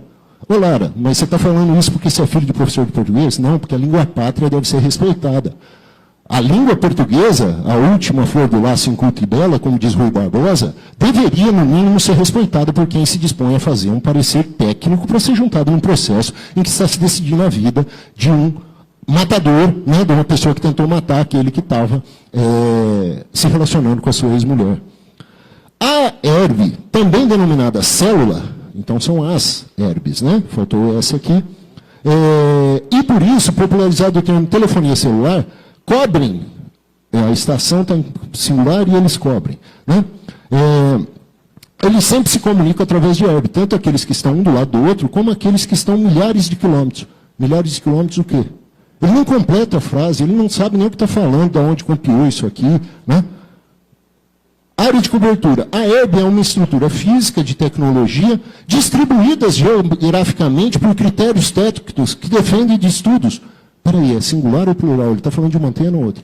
Ah, Lara, mas está chato você ficar falando que o cara não sabe escrever. Não, ele que se falou perito. Se ele é perito e está apresentando um laudo para ser julgado no processo, nem o português ele não cuidou, o local do crime ele não acertou. A formação ele não tem. Perito ele não é. Português ele não sabe. Mas vai ser usado aqui como a salvação do Breno. Considera-se também que existe área pontual de terreno que são cobertas. Área pontual são cobertas. Pô, é analfabeto com força. E não são cobertas nem por uma nem por outra. Como é que é isso? De humor aqui, de humor total. Mas vamos lá. Dessa forma, da mesma forma, um aparelho celular enxerga dessa forma. Item 4, folha 690. Aí, no item 5, as distâncias de cobertura de cada herb dependem, são distâncias, né? A gente escreve assim, a gente pode falar assim, errar eventualmente, mas é um laudo. Foi pago para ele fazer isso aqui. Foi contratado, ele não fez de graça. Ele recebeu para fazer isso aqui. Se ele não é técnico de telefonia, se ele não é engenheiro, se ele não é especialista, o mínimo que ele tinha que fazer é fazer uma revisão ortográfica, né, antes de entregar. Né? Ele já não explicou como é que é telefonia, porque ele fez básico, porque não queria se alongar, por não saber. Podem variar de poucas, dezenas de metros. E aí vai. Né? Pois bem, aí ele vem aqui e fala, sobre o relatório de investigações complementar. Na folha 85 tem lá, relatório de investigações. Não está falando que é laudo pericial, não está falando que é laudo de perito, está dizendo que é um relatório de investigações assinado por 2 investigadores. Comentário do relator. Inicialmente reproduzimos o cabeçalho, por isso não há nada a comentar. Poxa, que ótimo, hein? Você é um belo comentador. Comentários do relator. Embora não seja exatamente uma informação de cunho pericial, as declarações dos investigadores são imprecisas e subjetivas. Ah, vá. Você está fazendo subjetivismo numa perícia técnica que não compete subjetivismo. Perito e técnico não fazem ilações, fazem apontamentos com base na técnica. Ele não tem técnica, ele não é formado e ele passou com 7,5 num curso técnico em 82. Do ponto de vista formal, uma pessoa só pode ser considerada testemunha em um processo se for arrolada e ouvida nos autos. Quem disse isso? Isso é testemunha judicial? Ele, que não é formado em direito, ou não mostrou ser formado em direito, está querendo aqui falar que os policiais usaram um termo jurídico errado? A análise era da Estação Rádio Brás e ele está querendo dar pitaco, que já não sabe de engenharia, de telefonia, agora em direito? Se não foi arrolada, independente do motivo, ela não será formalmente testemunha. Os investigadores, nesse caso, estão atuando com portadores de informação de terceiro. Portadores de informação de terceiro. Eu achei que era doença. Né? Esse tipo de declaração é conhecido como testemunha de ouvir dizer. Se o testemunha de ouvir dizer, ele provém de quem? De testemunha. Ele se desdiz. Né? Ele quis se meter no direito e ele conseguiu, em 2 parágrafos, se desdizer. Como o processo penal, o princípio da oralidade e o contraditório exigem que as provas sejam produzidas diretamente no processo. O laudo pericial não necessariamente. Né? A análise, o exame de corpo de delito, quase nunca. Né? Mas ele já vem se meter. Essas declarações não podem sequer ser consideradas. Não, aí não. Sequer ser consideradas, quantos verbos ser ele consegue pôr com conjugação errada na mesma frase? Mas ele segue. Ressaltando, mais uma vez, que não se exatamente uma informação. Não se exatamente uma informação é o quê? Ele não completa as frases que ele está dizendo. Ele não completa o que ele quer falar quando ele quer se dar ao trabalho de se meter no que ele não devia. Na ocasião, o relator também esclarece que a abordagem infeliz e desprovida de conhecimento técnico sobre o assunto que representa um desserviço à justiça, podendo causar prejuízos irreparáveis, levando a erro outros profissionais envolvidos. A investigação policial, o relatório de investigação dos policiais, que subsidiou a investigação da autoridade policial e a tomada de decisão pelo promotor de justiça, gera danos irreparáveis pela falta de técnica. Ele que não acertou o ponto do local em que os fatos ocorreram e botou lá no estado de São Paulo, realmente, prejuízo para quem pagou. Três Lagoas é considerada uma cidade pequena, e ainda que não fosse a 3ª cidade do estado, pequena, Ainda que não fosse, por si só, não representa comprovação de prática criminal o fato de uma pessoa conversar com outras pessoas de seu círculo de amizade parentesco com esse interesse. O que tem a ver isso com Três Lagoas? Com não ter envolvimento com prática criminal? A gente tem pouco crime aqui, né? Tem dois tribunais do crime todo mês de PCC. Nós estamos enfrentando porta de saída para o Estado de São Paulo, né? Enfrentando facção criminosa, né? Exemplo e índice de obtenção de sucesso em investigação, apuração. Hoje, inclusive, teve uma operação do GAECO aqui na cidade. Nós não temos conhecimento. Cidade pequena, na quantidade de habitantes, nós somos cidade média do Estado de São Paulo. Tá? Já estamos chegando. Só que é a terceira do Estado. Podendo chegar à segunda. Nós somos a terceira maior cidade do Estado. É pequena para ele, né? Que não sabe nem onde ele se formou. Mas ele segue. As pessoas que não presenciaram os fatos, e até então só pode ser considerada como especulatória. É um português sofrível. Se importante nas investigações, se não fosse importante não tinha sido mencionado. Veja só, que ele conclui com isso aqui. De forma técnica, o único comprobatório de que possa ter ocorrido uma possível inverdade seria que não houvesse a ligação entre Breno e o seu tio. Ocorrido aqui, não há motivo para isso que não tivesse sido. Comentário. Ligação entre Breno e Mazarena são registradas. O próprio investigador contaram 24 ligações. Isso significa que ambos se ligavam. Existem ligações que duraram quase 27. E existe umas que duraram 20. Não é isso que está se apurando. Não é que eles se ligavam ou não se ligavam. É a confirmação de que houve uma ligação anterior, que no dia anterior essa ligação durou 27 minutos e ela disse que foi o ultimato. No dia seguinte ele deu tiro no cara, confirmando o que ela tinha falado. Os investigadores sequer conhecem.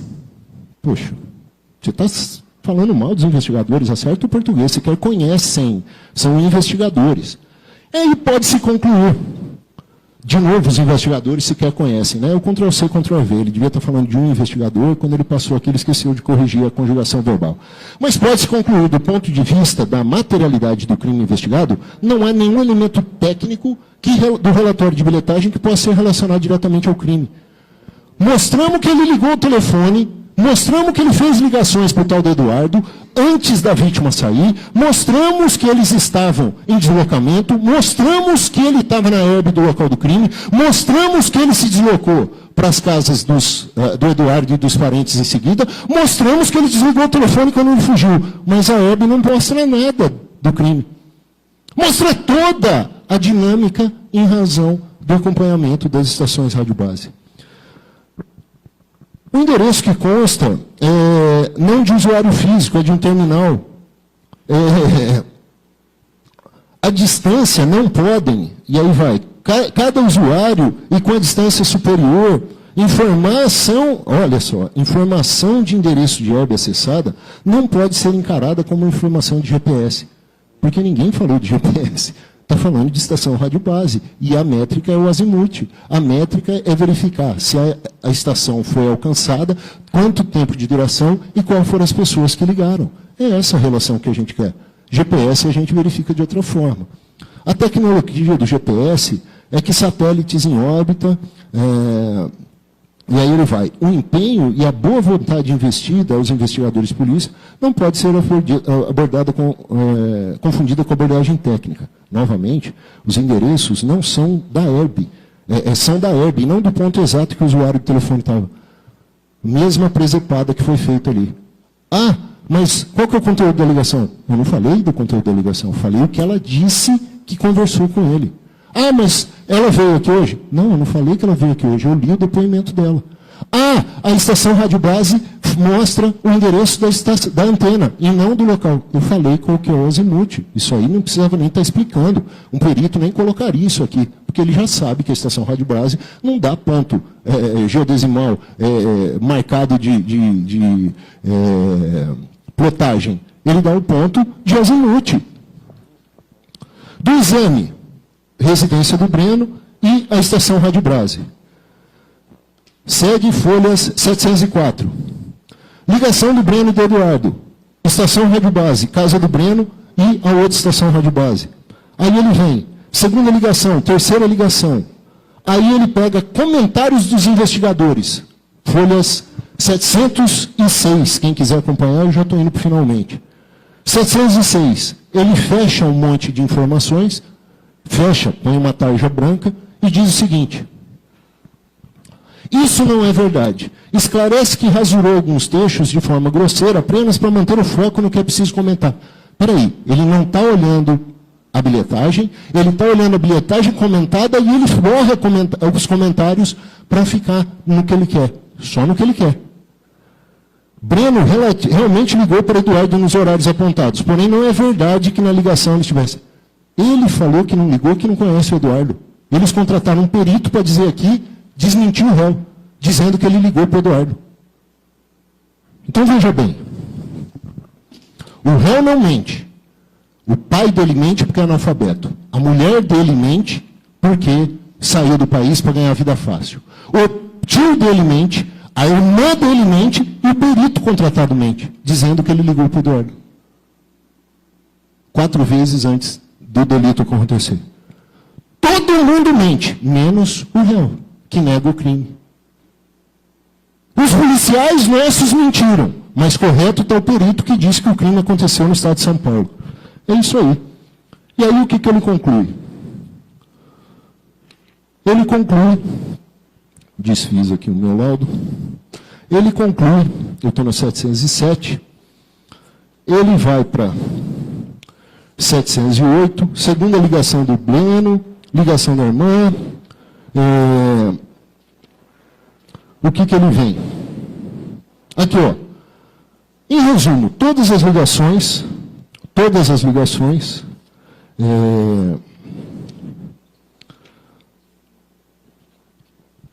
e aqui ele mostra que ele fez num celular, isso aqui está sendo feito, enviar rotas para o Samsung, né? Ele tirou no celular, ele colocou um endereço, que é amadorismo, ele colocou o endereço do local da casa, o endereço da Ranulfo, mandou verificar o que era isso, o mapa plotou no ponto errado do outro lado da ponte, ele bateu a foto disso e colocou aqui. O trecho dá 27 a 31 minutos correspondendo ao trânsito. Lógico, tem que passar a ponte, tem que fazer toda a saída. Como é que... Trata-se de termo justo para se deslocar. O relatório de bilhetagem registra horário. Então não dá para falar que ele fez isso em 26 minutos. Da análise do relatório da Claro, pertencente a ele, nós temos que dizer que os investigados, feito pelo Genildo e pelo Cledson, né, há graves erros de interpretação. Inclusive, tratou-se de um trabalho imprestável lateado em relações subjetivas e desprovidas de elementos técnicos, só com base na bilhetagem e apontamento de onde era a verificação. As conclusões do relator são corroboradas por erros grosseiros de leitura e conhecimento sobre a análise de bilhetagem. Ele não consegue colocar um ponto no Google Maps e quer falar da leitura de bilhetagem do Genildo que está ali no fundo. Não há um processo nenhum elemento técnico que impute Breno a autoria do fato delituoso. Espera aí. Não há no processo nenhum elemento que dê autoria. A vítima o reconheceu. A mulher dele disse que foi ele. O pai dele disse que ele sabia. A irmã dele correu para avisar a ex-cunhada para ela fugir. O perito fala que ele ligou para o Eduardo. Não tem nada nos autos? Não, ele podia falar que a interpretação dele da bilhetagem dizia que ele não estava no local. Já para errado, mas não estaria tão errado que nem ele está. E aqui ele coloca ainda, só para falar, não faz sentido dizer que os dois estavam juntos. Porque o que justificaria os dois estarem se ligando se eles estavam juntos? Um estava num carro e o outro estava na moto. Até o hospital. No hospital é que eles aparecem. Põe para mim só o depoimento, está acabando, né? Põe para mim só o depoimento da vítima, por favor, 729. A acusação que pesa contra ele é de homicídio duplamente qualificado, tentado. Como que nós vamos votar? Nós vamos votar da seguinte maneira. Primeiro quesito, materialidade. A vítima recebeu disparos de arma de fogo? Vocês ouviram ela aqui, o laudo diz que ela recebeu. Né? Ela recebeu vários disparos, inclusive está sequelada, está com problema pulmonar, tem uma bala que continua alojada nela. Né? Sim, recebeu. Primeiro quesito resolvido. Segundo quesito, foi ele o autor? A resposta é da vítima. Resposta é da vítima. Solta para mim, por favor. Só essa diferença de horário. O senhor viu ele lá perto do hospital? Sim, vi. Tem certeza que é ele? Absoluta. É. Certeza absoluta. É a vítima quem disse. Todo o restante é só floreio. É só floreio. A esposa, a investigação, a análise das herbes, todas as testemunhas, os parentes dele, tudo. Motivo, tudo. A vítima está dizendo. Certeza absoluta que foi ele. Reconhecimento com capacete fechado, viseira fechada, sem capacete. Vão questionar o reconhecimento, vão questionar o capacete, vão questionar a vítima ter visto a foto antes de ir para a delegacia e ela ver que era ele. Né? Vão questionar o fato da então namorada ter falado na UTI, mas foi ele. Assim agindo, o acusado deu início a um crime de homicídio que não se consumou por circunstâncias alheias à sua vontade. Essa pergunta quer dizer o seguinte: ele tentou matar? Sim ou não? 5 tiros nas costas. Sim, lógico que tentou. A vítima não morreu porque foi socorrida, que o socorro foi pronto, o socorro foi efetivo, foi transferido para outro hospital, teve cuidado lá no pulmão, porque ainda poderia ter morrido, porque ele estava com o pulmão colado, né? Ele teve um ataque, o fechamento das pleuras ali em razão da lesão pulmonar que ele recebeu, tá? O pulmão ficou colado, ele teve que fazer a cirurgia na forma que ele estabeleceu, tinha ficado na UTI, foi positivo. Tudo isso contrário à vontade dele. Ele foi lá e descarregou o revólver, porque ele tinha falado no dia anterior que ia matar. Só por isso não morreu, sim. Aí nós vamos para as qualificadoras. Tem quesitos já? Não, doutor? Tá.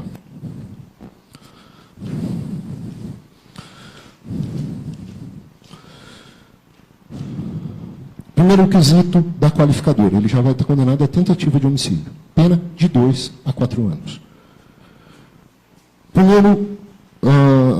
Primeira qualificadora. O crime foi praticado por motivo fútil, considerado que ocorreu em decorrência... foi por motivo fútil em razão dos ciúmes. O pai falou que ele ficou transtornado quando ele tomou conhecimento dessa traição. O pai falou que ele não estava nem parando no serviço, que ele ficava indo e voltando de tanto que ele ficou. Tentou dar o que ele chamou de analfabeto aqui. Que se ele tivesse ouvido analfabeto, ele não estava sentado no banco dos réus. Né? O pai falou que tentava dar conselho, que tentava avisar, e ele não ouvia. E ele não ouvia ninguém. Até que ele fez o que ele fez. E está sentado aqui no banco dos réus. Sim. Doutor, mais um minuto para concluir, perfeito. Tá bom? Sexto quesito. O acusado agiu mediante recurso que dificultou a defesa da vítima, que foi surpreendida. A vítima estava de moto. Quando ela diminuiu para passar ali e não tomar a multa, ela foi alvejada e eles chegaram. 2 numa moto, o garupa atirando, que é mais fácil, dá maior mobilidade, e sem condição da vítima, que tomou o primeiro tiro e falou, achei que tinha tomado uma tirolada. A hora que eu olho, vejo ele com o braço ali. Assim, Vossas Excelências estarão condenando a tentativa de homicídio duplamente qualificado. Ele não sai preso daqui hoje. Ele respondeu o processo em liberdade, ele vai continuar em liberdade. A pena dele vai ser de 12, 14 anos, reduzidas de 1/3, porque ele foi até onde ele podia ir, tá? Vai ser em torno de 8 anos, 9 anos de reclusão. Quem não vai cumprir hoje? Os filhos estão aqui acompanhando, a esposa atual está aqui acompanhando. Todos eles vão sair com ele vai continuar. A vítima fugiu, ficou em Cuiabá e foi voltar agora. E já deu de cara com ele lá, teve que inventar até a história do filho lá. Pô, fica tranquilo, entendi ele aí e tal. Pelo amor de Deus, não faz nada comigo não. A ex foi para outro país.